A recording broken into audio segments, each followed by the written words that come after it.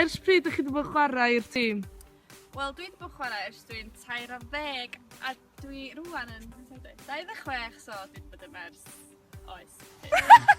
Ers na 7 blwyddyn. Ers ysgol, ia. Ysgol. O, banteriac iawn. Banteriac iawn. Bloody useless. A sasi. Na, mae fatha teulu bach gwirion. No. Dyma nai. Yn eich barn chi, pwy di'r chwaraewr gorau? Fi. Tasha. Tasha. Y capten. Pwy sydd efo'r sgiliau gorau? Gyda pawb sydd efo sgiliau gwahanol, dibynnu pa safle. Pwy ydy'r cyflyma? Delys. Pwy ydy'r clyfraf?